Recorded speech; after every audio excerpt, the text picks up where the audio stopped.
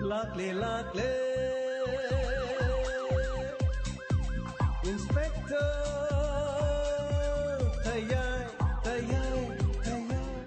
Ahan Mamaktada, Inspector Tayai Tadiribisim James Saguzamna, Taram Noxobolana Nona Kurumjari, Nasisupudana Luxury, Inspector Tayai, Chamriga Makrutaragani to Subatanka. Warrior CSA Tokiba Todokagi, Sagachamani, Apaba Singh, Loksindi, Hataba Singh, Nakanda Tampa, Anova Tanka Ama. Masi, Loni, Tingri Loni. Ay, Sing Lusalubani. What's a Lusalabra? Lori. You must sit and Tantale Hodorisi Canada. It is a top of Bungo whenever it has it. Adabu Tatabdiadi, Sudrabdi, Nomdrabdi, Gradigi, Peshalakan. Yamitisan of Pazanermo. Can't I go? Kaino. Yum sit the Tisan later the Ibukai de Salohevano. No palate, Gaina, Moxana than a quite a certain leg of the vicinity. Karinova. Hey. I know the Naranga Hingankibo hung Singapocum. None of teasing on the people. I don't know why. Tamushing by Vicini. Mamang the Toki Batodo, what took Sinkana. A quick don't know the Tamuinum the Madun Maram Uerga. Amokawaka late and a Bonagadam. Oh, I should consider. I never should convalate. Damobina, Mamang the Pangtokiba, Mamang the Tankiba Pongtang. I don't give Madame the Johanger. Although I get a high clear. Ado, Tingani, Punkiadan was a Tusi. I Sunatangi, the Minini Kakagi. Adulurgan, I know the popular. Aduga, Mikram the Kongan Beadi. Aina, bus parking the Nairi, have a cannon on the phone Torokan. Adugan the phone to shut by Kalaga. Gary parking the Lakadaba. Aduga, Lohomotu Ivaniko Pong Dramina, Koi Secretary. Aduga, Wapamase, Kanamata did Hedopiatico. Madam Kaisiba. Speciality of the Gay Luhong Matunta, Homari Lera Quivisel and the Minum Hainaneva. Yantadra. Hoi, can Hamat at the Highway Imahoi Pabunquid to Kongalunuko. Kaisiba. Hoiba, I get him the Highway. Although Matam Shai Okre, Pare, I shall look. Pazanalerum, Adune. I late Regina. Phone the Nemiga Wariga Sanadana, Lignoko.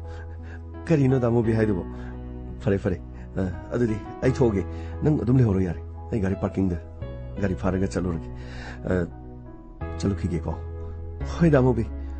Pazanatic the Kaiden Haloko. Hoi, Saluki. Bye.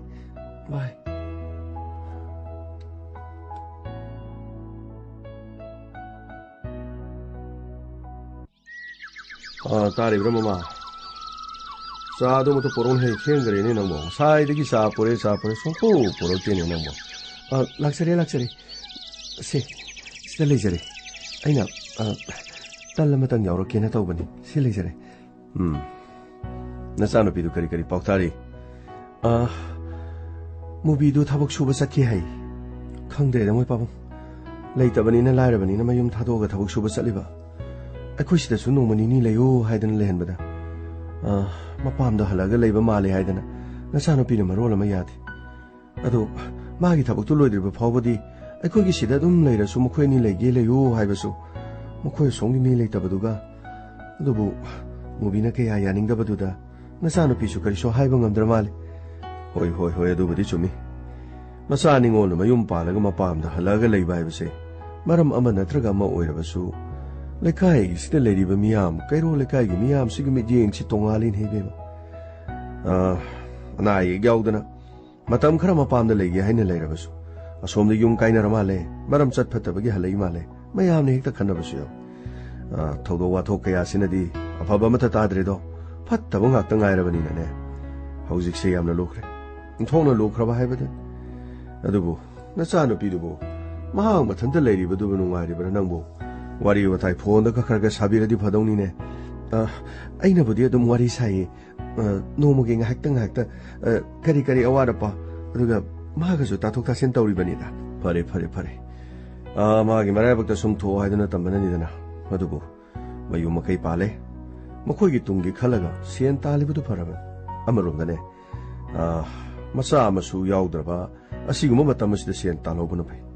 마사가 역설라간다디 셀 톡도부두가 와보 이게 도리버니 파레 도 하여튼 나사는 비도까지 와리 게도리 하여튼 한국고 아이 swai복도 톡이게 라복도 마히 머롱 카로 흥겨다봐도 마두기네 아이 인신가리마도 우나루기게 파니 모이 바보 The number you have called is currently switched off. 그리노 유머시리 쇼로레나 마기 본체저 수쇼블레이 그라이다 에이보 이 비밀인가 뭉쳤거더라 그라이다 살리잖아 아이가 나랑 머리 사나보다디 윰도 좀 레이네나 하여가 그리노네 그나다 흥미 도시디 거기 뭐 밤에 폰을 뜯어오게 그나노 폴라시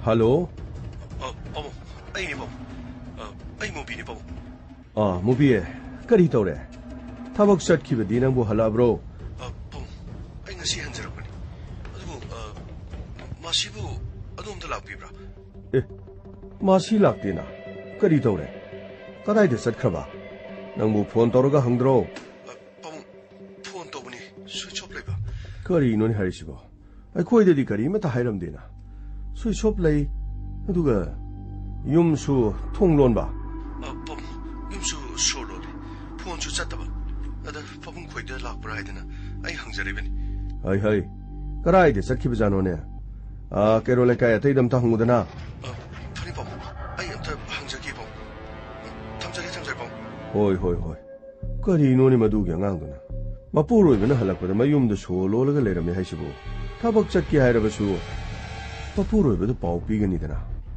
아이 마마 동비 딸이 브르낭보 아무것도 나오네 헤이 까리 하이게 뭐 바보 나사누 비디오 윰데 레람데 하이드나 무비냉원도 폰 떠레이네 까리노 하이시부 타번칸 케티엘드가 잣보 이런 거니다 오이네 케티엘드부 잘라서 엄마부 잘라서 폰다 이 케티엘드 싹가더리 메시지 좀 이베야이 폰다 헤람 바야이드나 라카니 하이브디디 nga랑수 와리 사네 해버니는 강검가니 윰다 할락보다 레람데 코이롬다 락브라 하이드나 행원다 무비는 폰 떠럭리버니네 까리노 마기 폰다 떠보다디 폰도 잣티 해브로 폰도 스위치업 레이 하이네 하이마 아두디 마디가 다이데 쌀리바 시게 앙시주네 폰 지수 스위치업 레이 하이버니네 아두디 카나다 흥니 떠리시네 하이 나학 레이라가 모비도 폰 떠러가 까리노 하이브도 무항가시 파레 무비는 수마티리버니 마나 수콜 떠럭비 야이다 옌키시 응아레다 사이다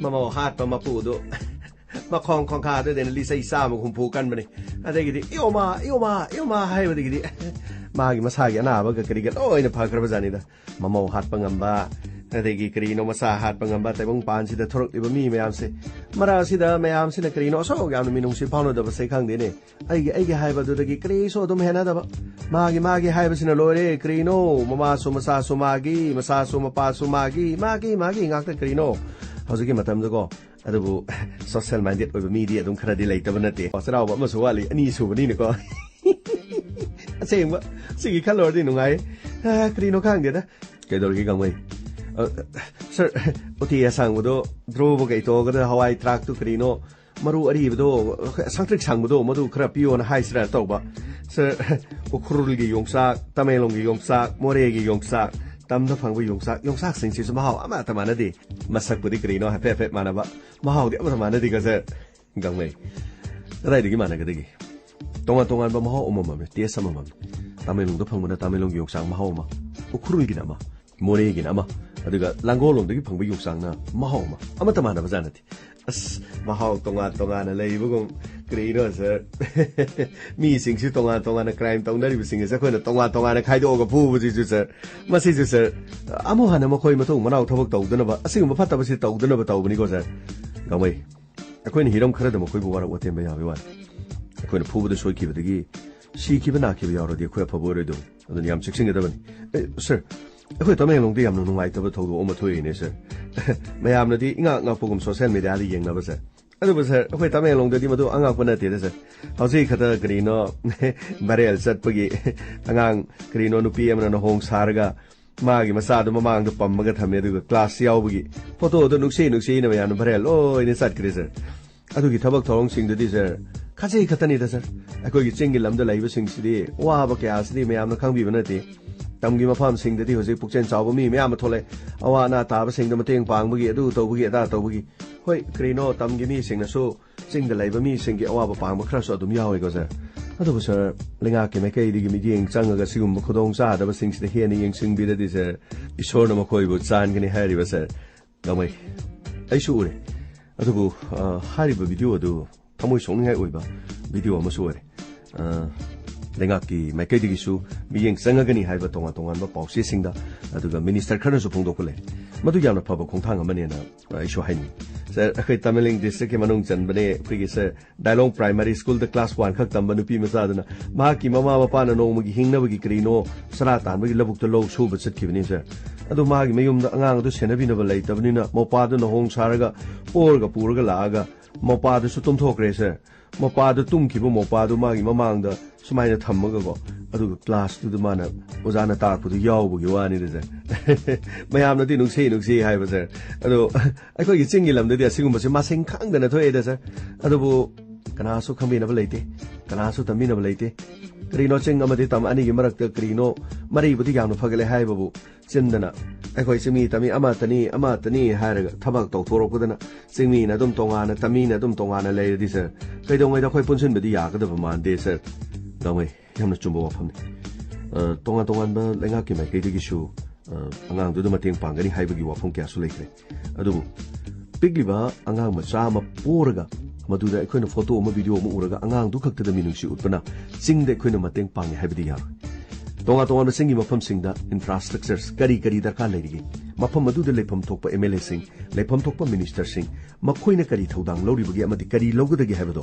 मदुगी policy programme अमा याथोगा थंबा तंगाइ फथि मिरोन बिनुपी सिंगना hospital द यौना बहनबदा ngabong da miroli ben nupi du ngabong khaw ki type ta hapaga nupa singna madu lengjum da sai tholaga dolai pu budongna ngam khraba sing du pu gi khudong sada ba kyala airlip khigi doctor nurse yauraba khigi chingi manung hanjan mufam sing da helicopter chatkani haiba plan laikre adu bu thabak tawkiba amasung tahudaba sing ado handak kisi da khare hena sangsilakanda mahi masing tamliba sing aduga chaba thakpa phangdaba sing ising maising gi awaba sing lambi thongi phattaba sing ase punamak haksel ga loinana mafam adu da leirba miyam punamak ahallaman punamak tinjang gaijang daba amadi makhoi gi damak ta fanana ba yai fanana program policy kya pakalabadi sing amasung tam ani gi marak dikhena ba sing ase soidena farakani ya pra chombo mafam ne sir sir na habi riba sir adu thabak oina pangthok piradi yamna nungai gi ni sir karino matam amada paw phona daba sing adu khra hena paw phona raga karino handa ki batang si degi di khra infrastructure sing si yengshin biraga karino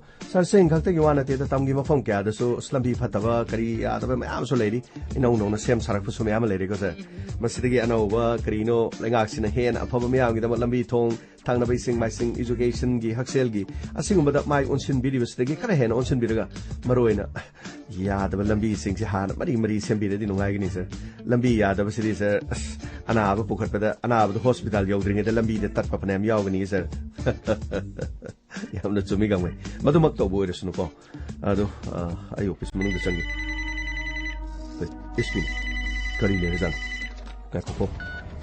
hello sir hi sir Taya case ama nang na satabya karina sir hi case asinang na natrabdi yaro hotel amada nupi amagi si baksang ler aduga haujo si phangbo pang mafam adu dan khartuna salo ai address aduga hotel maming mafam adu lei tharaki pare sir ai sasage sir asengwa mafam adu investigation amuna do nupi du ka adu gi manung da mathanda siramane hari adurgadi min halibra aduga masa matanta suicide aduga topam topa investigation da ningti jana torga ingon report hobe funny sir yam thurabani ingon da bakangalo funny sir kri oibra sir asiba lei haibra sir gamai hotel amada nupi ma asiba sang lerame aduga madugi investigation akoina to aduga athu matam de sp report biro hari karthro akoi gi team du loine sem sir gari du thodro funny sir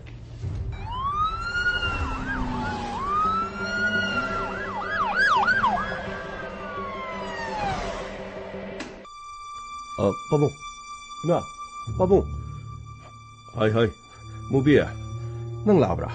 ꯄꯥꯕꯨꯡ ꯑꯩ ꯃꯥꯒꯤ ꯈꯣꯡꯒꯨꯜ ꯂꯤꯕꯅꯤ ꯐꯪꯗ꯭ꯔꯤ ꯀꯗꯥꯏꯗ ꯆꯠꯂꯤꯕꯅꯣ ꯀꯅꯥꯒ ꯆꯠꯂꯤꯕꯅꯣ ꯍꯥꯏꯕꯁꯨ ꯈꯪꯗ꯭ꯔꯦ ꯐꯣꯟꯁꯨ switch of ꯂꯩꯕꯁꯤꯗ ꯑꯩ ꯇꯧꯐꯝ ꯈꯪꯗ꯭ꯔꯦ ꯄꯥꯕꯨꯡ ꯀꯔꯤꯅꯣꯅꯦ ꯃꯥꯅ ꯇꯧꯔꯤꯕ ꯊꯕꯛꯇꯨ ꯑꯁꯤꯒꯨꯝꯅ ꯃꯃꯥꯡꯗ ꯑꯃꯨꯛ ꯍꯟꯅ ꯇꯧꯈꯤꯕꯁꯨ ꯂꯩꯇꯦ ꯑꯗꯨꯒ ꯊꯕꯛ ꯑꯃ ꯆꯠꯊꯣꯛꯀꯦ ꯍꯥꯏꯗꯤ ꯍꯥꯏꯐꯝ ꯊꯣꯛꯏ ꯅꯉꯣꯟꯗꯁꯨ ꯈꯪꯍꯟꯐꯝ ꯊꯣꯛꯏꯗꯅ ꯀꯔꯤꯅꯣ ꯇꯧꯒꯗꯕꯁꯤꯕꯨ ꯍꯧꯖꯤꯛꯇꯤ ꯄꯨꯂꯤꯁꯇ ꯆꯠꯂꯒ ꯑꯩꯈꯣꯏꯅ ꯀꯝꯄ꯭ꯂꯦꯟ ꯇꯧꯕꯅ ꯐꯔꯤꯕ꯭ꯔꯥ ꯄꯥꯕꯨꯡ ꯑꯗꯨꯅ ꯐꯔꯅꯤ ꯄꯥꯕꯨꯡ ꯍꯧꯖꯤꯛ ꯐꯥꯎꯕꯗ ꯃꯍꯥꯛ ꯌꯨꯝꯗ ꯍꯜꯂꯛꯇ꯭ꯔꯕꯁꯤꯅꯗꯤ ꯃꯍꯥꯛ ꯑꯩꯅ ꯆꯤꯡꯅꯕ ꯀꯔꯤ ꯅꯪꯅ ꯆꯤꯡꯅꯕ ꯍꯥꯏꯕꯗꯤ ꯀꯔꯤ ꯂꯩꯕ ꯄꯥꯕꯨꯡ ꯋꯥꯔꯧꯕꯤꯕ ꯌꯥꯗꯦ ꯄꯥꯕꯨꯡ ꯑꯩꯅ ꯊꯕꯛ ꯍꯦꯛ ꯆꯠꯊꯣꯛꯄꯁꯤꯗ ꯃꯍꯥꯛ ꯑꯇꯣꯞꯄ ꯀꯅꯥꯒꯨꯝꯕꯒ ꯈꯪꯅ ꯆꯥꯟꯅꯕ ꯂꯩꯔꯖꯥꯠꯂꯥ ꯑꯩꯅ ꯁꯨꯝ ꯆꯤꯡꯅꯕ ꯀꯔꯤꯅꯣꯅꯦ ꯋꯥꯐꯝ ꯑꯗꯨꯗꯤ ꯑꯩꯈꯣꯏꯗꯤ ꯊꯥꯖꯕ ꯉꯝꯗꯦ ꯃꯣꯕꯤ ꯑꯩꯒꯤ ꯏꯆꯥꯗꯨ ꯐꯅꯌꯥꯝꯅ ꯋꯥꯈꯜ ꯇꯥꯗꯕ ꯃꯤ ꯑꯃꯗꯤ ꯅꯠꯇꯦ ꯑꯩꯈꯣꯏꯅ ꯅꯤꯡꯊꯤꯖꯅ ꯋꯥꯔꯛ ꯋꯥꯇꯦꯝꯗꯅ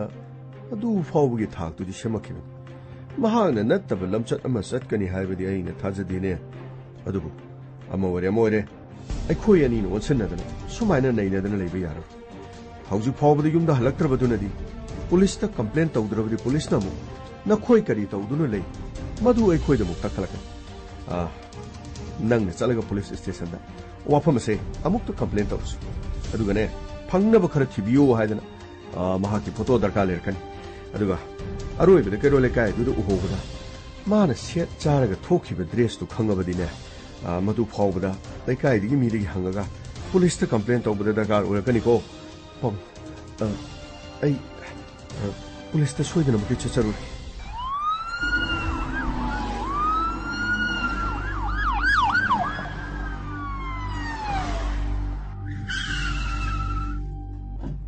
ꯂꯥꯛꯑꯣ ꯀꯨꯝꯃꯣ ꯃꯣꯏꯒꯤ ꯍꯣꯇꯦꯜꯗ ꯁꯤꯜꯂꯦ ꯂꯥꯛꯑꯣ ꯆꯪꯉꯁꯤ ꯐꯅꯤ ꯁꯥꯔ ꯀꯔꯤꯅꯣ ꯇꯧꯕꯁꯤꯕꯨ ꯑꯩꯈꯣꯏꯒꯤ ꯃꯅꯤꯄꯨꯔꯁꯨ ꯍꯣꯇꯦꯜꯗꯤ ꯐꯖ ꯐꯖꯕ ꯌꯥꯝ ꯂꯩꯔꯦꯀꯣ ꯁꯥꯔ ꯍꯣꯇꯦꯜ ꯃꯅꯨꯡꯗ ꯁꯨꯃꯥꯏꯅ ꯁꯤꯕ ꯍꯥꯠꯄ ꯀꯔꯤ ꯇꯧꯕ ꯒꯥꯏꯁꯤꯕꯨ ꯑꯁ ꯉꯥꯏꯈꯣ ꯌꯦꯡꯁꯤ ꯂꯥꯛꯑꯣ ꯅꯈꯣꯏ ꯃꯔꯛꯇ ꯀꯅꯥꯅꯣ ꯃꯦꯅꯦꯖꯔꯁꯤ ꯀꯅꯥꯅꯣ ꯁꯥꯔ ꯑꯩꯅꯤ ꯁꯥꯔ ꯔꯨꯝ ꯅꯝꯕꯔ ꯀꯌꯥꯗꯅꯣ ꯁꯤꯕ ꯂꯩꯁꯦ ꯁꯥꯔ 24 ꯆꯠꯁꯤ ꯂꯥꯛꯑꯣ ꯃꯃꯤꯡ ꯃꯊꯥ ꯈꯪꯉꯕ꯭ꯔꯥ ꯁꯥꯔ ꯃꯃꯤꯡ ꯃꯊꯥꯁꯤ ꯃꯈꯣꯏꯅ ꯁꯤꯗ ꯄꯤꯔꯝꯃꯤꯁꯤꯒ ꯃꯁꯤ ꯆꯥꯟꯅꯔꯝꯒꯗ꯭ꯔꯥ ꯆꯥꯟꯅꯔꯝꯃꯣꯏꯗ꯭ꯔꯥ ꯁꯤꯗꯤ ꯁꯤꯗ ꯂꯩꯖꯔꯦ ꯀꯩꯅꯣ ꯍꯥꯏꯁꯤꯕꯣ ꯃꯃꯤꯡ ꯆꯥꯟꯅꯕ꯭ꯔꯥ ꯆꯥꯟꯅꯗꯕ꯭ꯔꯥ ꯍꯥꯏꯁꯤ ꯃꯃꯤꯡ ꯆꯥꯟꯅꯗ꯭ꯔꯁꯨ ꯅꯣꯏ ꯁꯤꯗ ꯄꯤ ꯌꯥꯕ꯭ꯔꯣ ꯁꯥꯔ ꯃꯈꯣꯏꯅꯗꯤ ꯍꯥꯏꯔꯝꯕꯗꯨ ꯁꯤꯗ ꯂꯩꯔꯦ ꯁꯥꯔ ꯌꯥꯔꯦ ꯁꯟꯇꯣꯁ ꯄꯥꯏꯁꯜꯂꯣ ꯐꯅꯤ ꯁꯥꯔ ꯁꯤꯒꯤ ꯐꯃꯨꯡꯁꯤꯒꯤ ꯃꯈꯥ ꯃꯁꯥꯁꯤ ꯊꯥꯡ ꯑꯊꯧꯕꯅꯅꯤ ꯑꯗꯨꯒ ꯃꯉꯛꯁꯝꯗ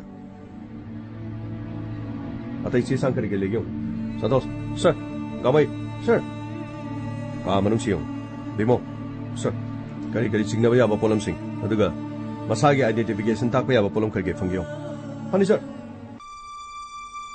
ꯁꯤꯗꯗꯤ ꯃꯥꯒꯤ ꯃꯅꯤ ꯕꯦꯒꯁꯨ ꯂꯩꯇꯦ ꯃꯥꯒꯤ ꯃꯣꯕꯥꯏꯜ ꯐꯣꯟꯁꯨ ꯂꯩꯇꯕ ꯑꯗꯨꯔꯕꯗꯤ ꯅꯨꯄꯤ ꯑꯁꯤ ꯀꯅꯥ ꯀꯔꯤ ꯂꯝꯗꯒꯤ ꯃꯐꯝ ꯑꯁꯤꯗ ꯀꯩꯗꯧꯕ ꯂꯥꯛꯄ ꯑꯗꯨꯒ ꯀꯗꯥꯏ ꯁꯟꯇꯣꯁ ꯆꯦꯗꯨ ꯄꯤꯔꯣ ꯁꯤ ꯂꯩꯖꯔꯦ ꯁꯥꯔ ꯆꯦ ꯑꯁꯤꯗꯗꯤ ꯃꯃꯤꯡꯁꯤ ꯀꯨꯃꯥꯔ ꯑꯃꯗꯤ ꯁꯥꯟꯇꯤ ꯑꯋꯥꯡ ꯂꯩꯀꯥꯏ ꯀꯔꯤꯅꯣ ꯑꯗꯨꯗꯤ ꯅꯨꯄꯥꯗꯤ ꯁꯤꯗ ꯂꯩꯔꯝꯗꯕ ꯁꯥꯔ ꯅꯨꯄꯥꯁꯤ ꯑꯌꯨꯛ ꯉꯟꯇꯥ ꯃꯍꯥꯛ ꯊꯣꯛꯈꯤꯕ ꯑꯣꯏꯔ ꯃꯥꯜꯂꯦ ꯁꯨꯃꯥꯏꯅ ꯀꯥ ꯃꯅꯨꯡꯗ ꯁꯤꯒꯨꯝꯕ ꯊꯧꯗꯣꯛ ꯑꯃ ꯊꯣꯡꯒꯅꯤꯗꯤ ꯑꯩꯈꯣꯏꯁꯨ ꯈꯪꯗꯕꯅꯤꯅ ꯑꯩꯈꯣꯏ ꯔꯨꯝ ꯁꯥꯔꯚꯤꯁ ꯆꯪꯉꯨꯕ ꯃꯇꯝꯗ ꯍꯥꯏꯔꯤꯕ ꯐꯤꯕꯝ ꯅꯥꯇꯩ ꯆꯥꯗꯕꯁꯤ ꯊꯦꯡꯅꯔꯛꯈꯤꯕꯅꯤ ꯑꯗꯨꯗꯤ ꯅꯨꯄꯥꯗꯨꯅ ꯊꯣꯛꯈꯤꯕꯒꯤ CCTV ꯑꯗꯣꯝꯒꯤ ꯁꯤꯗ ꯐꯨꯇꯦꯖ ꯂꯩꯔꯝꯒꯅꯤ ꯈꯜꯂꯤ ꯁꯥꯔ ꯐꯨꯇꯦꯖꯇ ꯌꯦꯡꯖꯔꯦ ꯁꯥꯔ ꯑꯗꯨ ꯅꯨꯄꯥꯁꯤ ꯊꯣꯛꯈꯤꯕꯗ ꯃꯥꯛꯁ ꯑꯃ ꯎꯞꯄꯒ ꯇꯨꯄꯤ ꯑꯃꯁꯨ ꯎꯞꯄꯤ ꯑꯗꯨꯒ ꯃꯈꯨꯠꯇ ꯈꯥꯎ ꯑꯃ ꯄꯥꯏꯔ ꯊꯣꯛꯈꯤ ꯃꯈꯣꯏꯅ ꯂꯥꯛꯄ ꯃꯇꯝꯗ ꯃꯈꯣꯏꯒꯤ ꯑꯙꯥꯔ ꯃꯈꯣꯏꯒꯤ ꯖꯦꯔꯣꯛꯁ ꯀꯗꯥꯏ ꯁꯥꯔ ꯁꯤ ꯊꯝꯃꯃꯤ ꯁꯥꯔ ꯁꯤꯗꯅ ꯃꯃꯤꯡ ꯄꯥꯜꯂꯤꯁꯤ ꯀꯨꯃꯥꯔ ꯑꯙꯥꯔꯗꯁꯨ ꯀꯨꯃꯥꯔ ꯑꯗꯨꯒ ꯁꯤꯗ ꯍꯥꯞꯂꯤꯕ ꯐꯣꯇꯣꯁꯤꯅ ꯃꯌꯦꯛꯁꯤ ꯁꯦꯡꯗꯕ ꯑꯦꯅꯤꯋꯦ ꯀꯨꯃꯥꯔ ꯍꯥꯏꯔꯤꯕꯁꯤꯅ ꯃꯍꯥꯛꯀꯤ ꯂꯣꯏꯅꯕꯤꯁꯤꯗ ꯄꯨꯔꯒ ꯂꯥꯛꯄ ꯅꯠꯇ꯭ꯔꯒ ꯀꯨꯃꯥꯔꯒ ꯈꯪꯅꯕ ꯅꯨꯄꯤ ꯑꯃ ꯃꯐꯝꯁꯤꯗ ꯄꯨꯔꯒ ꯂꯥꯛꯄ ꯑꯗꯨꯒ ꯃꯍꯥꯛꯅ ꯅꯨꯄꯤꯁꯤ ꯍꯥꯠꯇꯣꯛꯑꯒ ꯆꯠꯈꯤꯕ ꯈ꯭ꯋꯥꯏꯗꯒꯤ ꯂꯨꯔꯤꯕꯗꯤ ꯅꯨꯄꯤ ꯑꯁꯤꯒꯤ ꯃꯥꯏꯊꯣꯡꯁꯤ ꯑꯁꯨꯛꯀꯤ ꯃꯇꯤꯛ ꯁꯣꯛꯄꯅ ꯀꯅꯥꯅꯣ ꯍꯥꯏꯅ ꯃꯁꯛ ꯇꯥꯛꯄꯗ ꯉꯝꯃꯣꯏꯗꯧꯔꯤ ꯑꯗꯨꯒ ꯃꯥꯒꯤ ꯈꯨꯗꯥꯡꯁꯤꯗ ꯊꯥꯡꯅ ꯇꯦꯇꯨꯒꯨꯝꯕ ꯑꯃ ꯈꯣꯠꯇꯠꯈꯤꯕꯒꯤ ꯃꯑꯣꯡꯅꯤ ꯂꯩꯔꯤꯁꯦ tattoo sida mahak si nupi si identification soidana khangani haiduna aduragadi magi khudang di yeliba tattoo si blade kuma thangba bana khota anyway nakoi CCTV footage team kila pani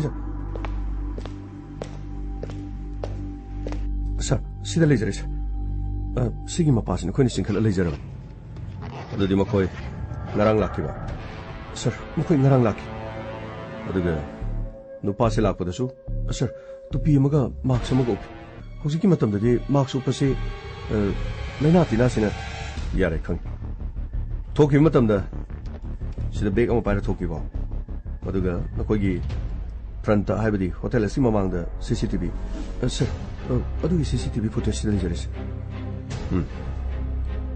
sida mana yam thuna salisi aduga auto ma khamaga sida tonga sakre auto si number sir number si udi sir Santos auto si number si sir kana gi registration thale yo auto thori basi go auto tongi basi khangna bra thabaga se plan jaw bra habi khangna na aduga Santos gari number si kana da registration tawgi habi pani sir aduga manager hotel da mi sang ko matam da makoi gi ID si fazana logda karai digi lakno aseng ba ID ra aseng ba ID na tabra madu xerox sorga amamam thamigida hojik lori bo famdi IDS sabra natraga mi aduna masak loli bidana thabok thorom sing sing pangthok pada mangoda ilai lai bugum thok matungda sigum hotel da misimina thok tana baduga thoklebasu aduma thokliba sing da khodak ta phaba yana na ba hotel da leige haina sangak ko khudi makta makoi gi aseng ba document do longno hona gada sajin ba document sing loroi da pani sir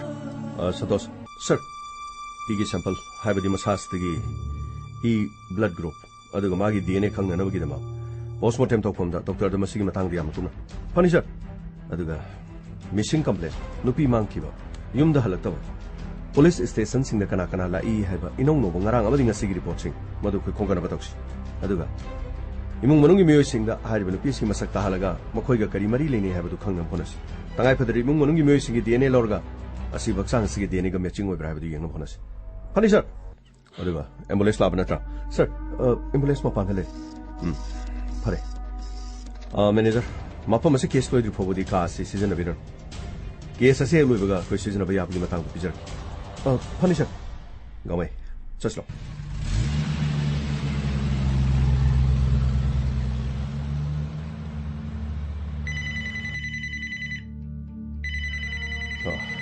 movie ni hello movie kari paule re kari tare pong ai police station da dei complaint tok jarame adu pong hoju pobudi kari mat khang ngam tri pong hai poning do pata ko ai khoi shune le pam sa pong khang kari no tori ba thabak se ma gi phone adu so switch off ta leibani na nang police da di kari hairame pong phone number su pirame adu ga ma gi photo su pirame ei thabak su ba sapani mana yum da le obani aina halakada ma claim da bani hadana ai asumna ai report torami phare police na karino habdo yengbo orasan aduga ai khoi su karai da mari matha gi marak mahak la amra aduga thajabadi wal asumna mukta tawdabani phare ai thamage ko paw hek leibaga ne ipa da ko hairo ko phare paw masak ti khangjadri sir masak khangre adu maksi karam phomda hana thamage sir hotel dagi thoraba matungda ma yam sangna di tongde sir awangi thonggi manak tu sir ma kumawe sir ma ki mamai masak ningki jano hobro sir tupi mo upaga mark sama upi adu masak tu khangmo ngamda anyway nangna uriba mi digi mong tai badu nang ning simari ngam gadro sir adu budi ngam gani sir adu di lambi de thengnarabadi hairiba mi duni haina nang masak ta budi ngam gadro sir kitang di ludo di male du sir sat mana ba dress adu daga urabadi ai maduni haibadi ngam do male sir pare du di hotel adu da nupi amage sibak sangne aduga nangi gari da tongkiba mi aduna nupi du halaga chatkibani habse aikone CCTV footage da aikone chapchana singnabale aduga hariba mi du nang masakhang ade khoida fajana ta thopirgadi mi adu khona fagat kador aduga hotel asida siriba nupi ase hoju pawba masamami khangma ngamtri aduga hoi yam kana investigation tori amaromda nahana khanglagadi haidina aikone nangmu kawbani yare hojigi di satpe aduga segi number sibaisha sir kariguma mi adu masak khanglaba natraga lambi da thenarba natraga case asi matang da nan kariguma khangba leirabadi aingonda anytime nang call torpa yan phani sir adudi sir ai muk thoksaruki yani sir Santos sir postmortem report sir postmortem report kanai nupisi sexually active oiba haibadi nupisi mau orambi natraga ma ki khwaidi naknaba mi ga living relation da leina bagumba sibagi matam aduga sibagi maramna mangak samda leli ba thanga sidagi magi wind pipe sidagi I sappe hemen madagi anyway masage tay mafam singda da pham thodo plate adurga dinu pisi amna otne raga hatpati nati irai laina hatpagi mongda Santos howju pawda missing complaint tonga police station da nupi mangki bagi reporti sir pawlong na jari sir atu matam do lo yorani sir aina khara hangjabadadi missing report ki ngasi ngarangi leiti hari sir adu station ani huwali sir okay khwaidi luri basi nupi si mangre natra halakte haibagi report ama leiragadi siriba nupi si mami mathasu khangadabani sir kaadu de leramba receipt maset ma sir kari receipt sir doctor amada masa yengkibagi prescription chini sir sidadi mami karige sir si mathaki sarukti ming iriba sarukchi segai kre sir adubu sigi clinic maming di yori sir okay adorabadi koi hosi clinic si sabadai aduga tang kayada haribasi ikibagi karamba patient oramba ya habdu mokoi receipt ama lebudu chanabra habdi yengsi aduga miyo sigi maming khangma ngamra hani yengsi lo kharthusi lo chanaba toksi lo gamai sir gari toro fani sir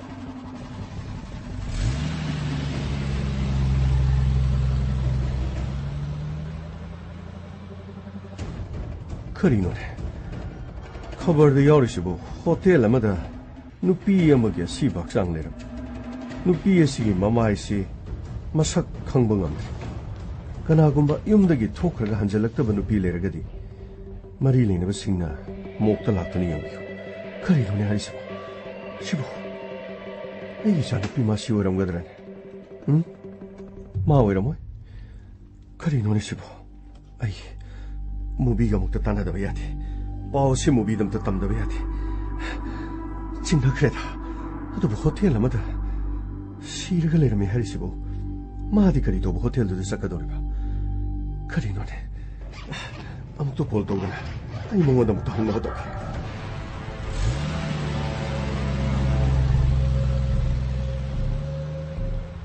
Come. No. Sir, sida lady mo koi clinic to. No, sanga moi receptionist da thanks. Sir, kari lebi sa. Sigi CSC na koi clinic sigi ni ko. Mani sir. Hadurabadi. Magi sida lady ba maming si CSD sagaram. Ki sama da koi chena badagi line. Maming si koi khangmang amdre. Aduga masigi receipt number sigi yanga. Karam kandi yang kibano aduga nupi sigi maming kanano kari lamdagino address oi khangge na lai sir CSD kitang ariba cheni sir kitang matam changani sir matam changlaba su sangsang akoi swaida phamangai ji CSD yari mi maming se masi gaktane khune ta kalai address aduga swaida ngai ji phani sir ai ngaktang manung da puthok charaki pani akoi swaida ngai ji sir krino sibu nupi maming sibu swaida phanggador jale sir gamu yengba thare da Mokoina kana thibasida nupidugi address amadi maming khangagadi nupidu sini haina khona khamang ngamgadoni sojiki matamse angakpani ko sir grino khangde hotel da so nupi hat pa so muksana khale kamai to bajano khangde mi singsi thaba amata leite bajala khangde ni mokoi gi masada grino puning khara phatha bo khel khara phatha basibu nupi dun phana lan bo so khana chainara ga grino kari hai do no khangde sir akoina thengnari ba crime yamsi aso ki bathi gam kre sir Police ki crime file singa se haidok tuna as lila oina sanaradi lila yingphom khangoi sir gamai crime to singa di makhoina tori bathabak se aphabani haina khali makhoi ge ningba pam du khak pang thoga makhoina nungai charibe adu masigi matung da makhoi de kari da sala ka da ge habatu di ke sasde chenari ba mi singa do soidina phagat badan ke sasde chenari ba singa do koina phagala kumatam da makhoi matam du khanga do matam du da ni sir ai gi watin gi serak su makhoi ne khanga do sir sir, CSC da leisure sir. Oh, lai. Lao, chelo. Sir, sida lejare sir. Maming se Masi. Aduga sir, address sida lejare. Address. Okay. Mapuru ibagi maming na movie. Come on, sana ba tosla? Pani sir. Tor, gari tor.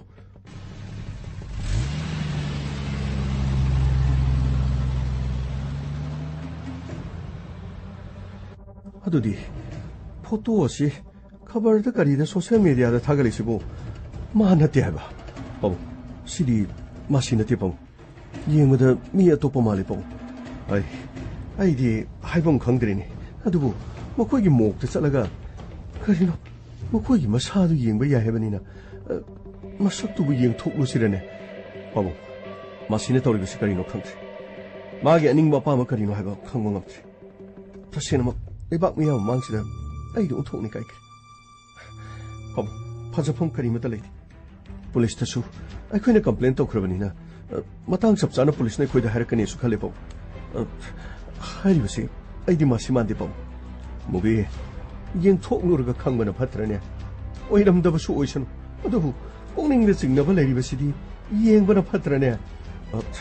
Papa, Yen Bagidi edible. I is such a late up on country. Late up on country. Carino. Police Gary told Elena. Carry.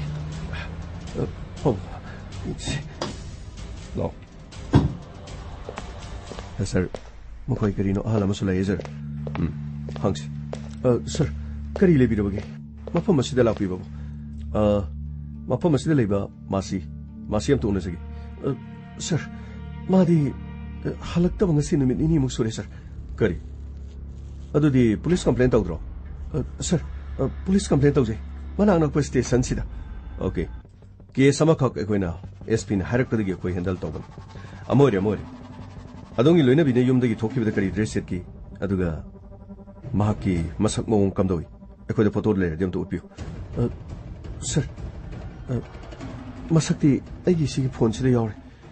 Egi wallpapers the Tamjaris. Santos, photos copy the Panisa. Adudi, Hadong in opinion in Halaktrabada. Police the complaint or Matung, police the Karim directory. Sir, was it probably Karim directory? Anyway, Hotel Amadagi Quina see Baksang for me. Nupisi Mawai Kratina Sokodi, Nupisakanano, I have a Quina Kangumti. Maki Kodang the Tetuma. Hey, Tetusi Kotonabona with the black Kumatangumana, Yampasan Kotalam. Amorum the hotel Aduda, sending Amokotaram.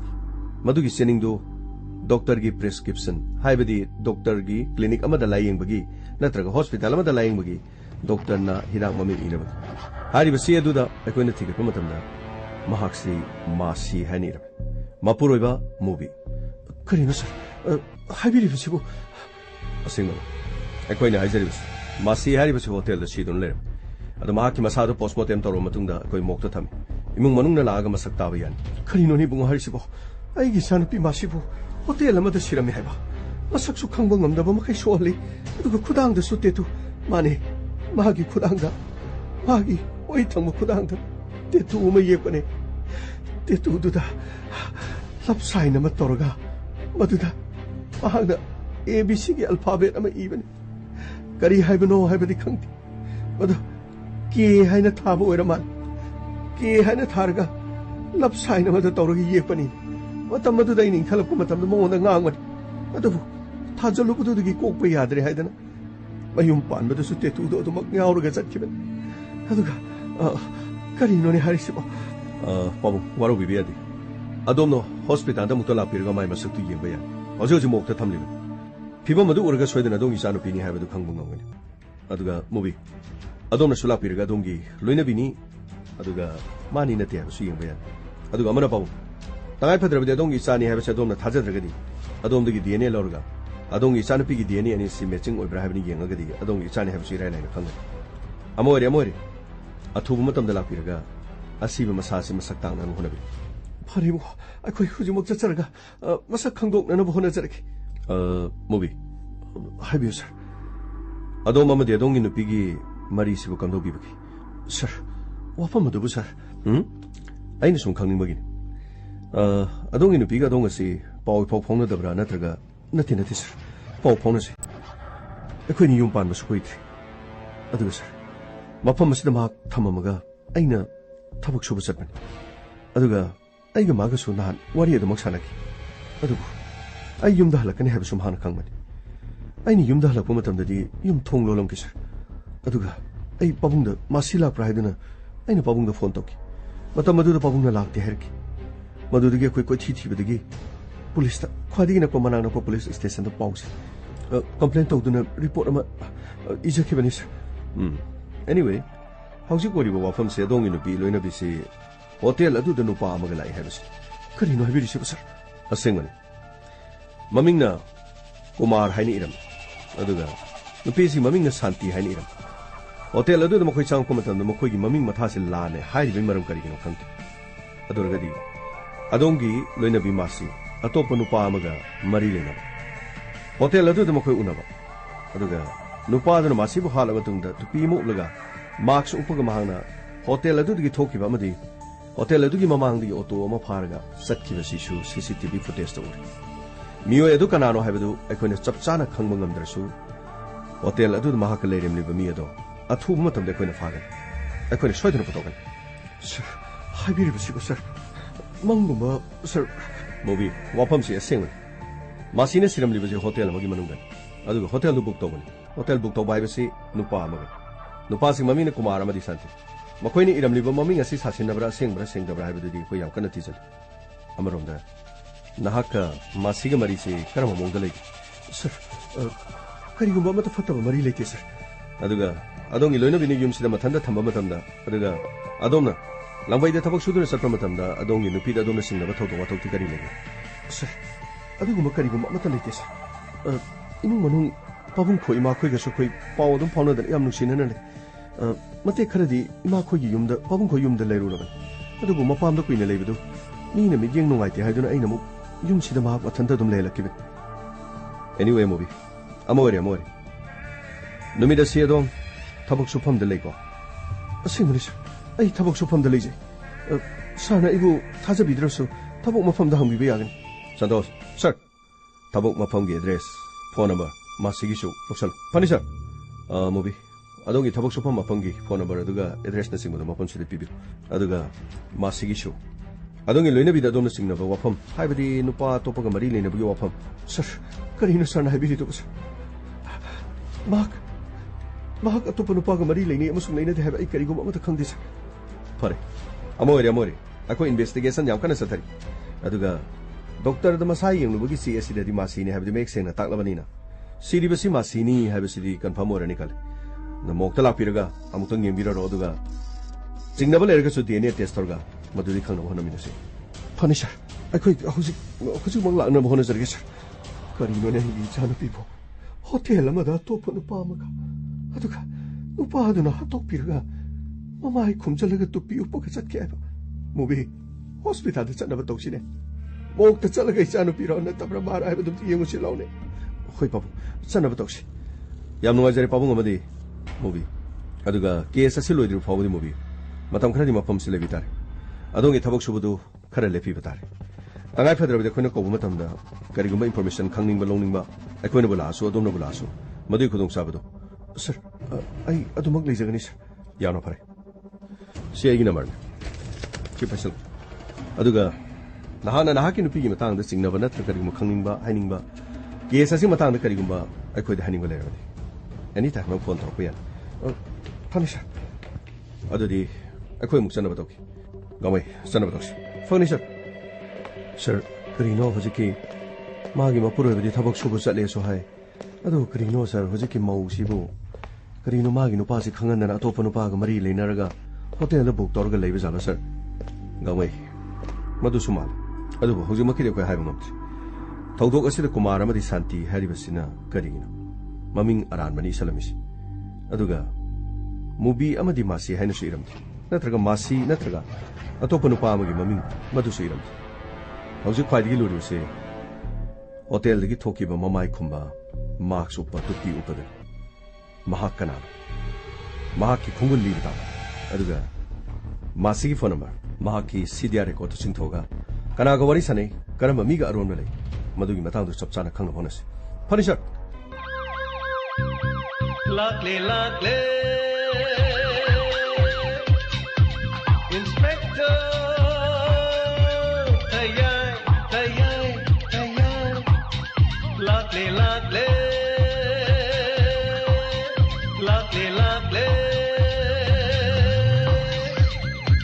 Inspector Tayay Uthana ba Kanbina ba Thank you sir Welcome Uthana ba Kanbina ba Inspector Tayay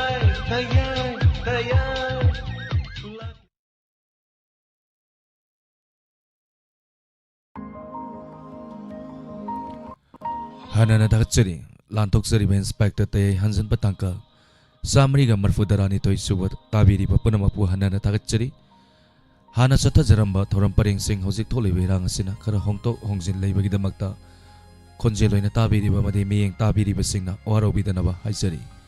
Mayana Pibira Pop feedback Amari comment, Tentak Napazagi, Sabir Maibam, Takachari, Toram Saruya Biratuna, Toromasibu Mapung Pambiba, Takachari. Ibem hal takachari Jayanta Kumar Warrior Sida Sel Libay Selsi Yamna Fazay Loksin Bayaba Point Yamna Yawi Mayam Loksin Biyu Fatabana Huntok Piko Afabana Loksin Biyu Yamna Sumba Wafamni Inspector Tayay Tarakanda Hui Loksin Bayaba Sing Loksin Biyu Takachari Toram Saruya Biduna Toram Apung Pamiba Lalita Yankom Takachari Samjamam Tomisana Takachari Toram Saruya Birakpa Lalita Yankom Takachari Toram Saruya Birappa Sabir Maibam Takachari Toram Saruya Birappa Toram Masigi Makasa Tajarapa Isay Makudol Tamjagi Sumang Kumay Sumang Lilada Sakiba Isay ni Singi Layrang Laynungsi Haina Sayhoba Isay Sibu Sakliba Sing Susil Amadi James Haigruza Kudol Tamjari Mayapuna Taminasi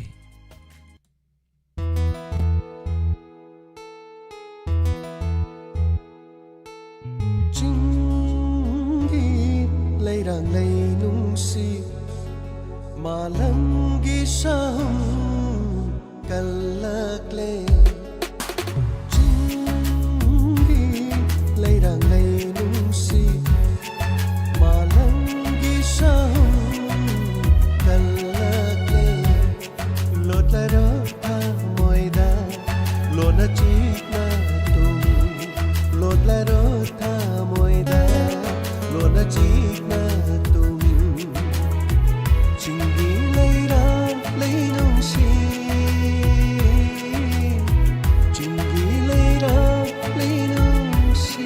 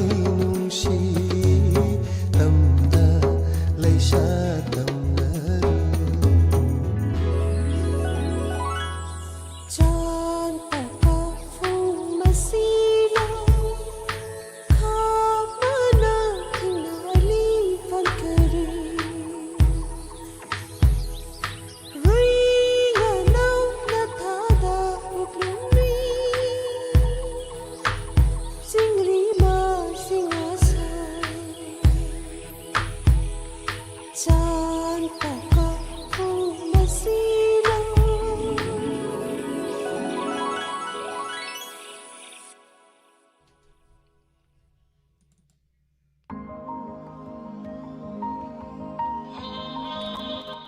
Hanana Takachari, Lantokzari Batorum Masibu, Hovodagin Loy of Pogwa, Tonga platform sing the Torum Masibu Mapongpan Biba, Takachari. Torum Masiki Makatarakpada, Aten Vabre Amagi Matunda, Dharma, parking one about Mayam Kudol Tamjagi, Mutaminasi, Takachari Hosiki de Miko Kradang, Mayam Dagi, Laptoksari, Punamapo, Kurumjari.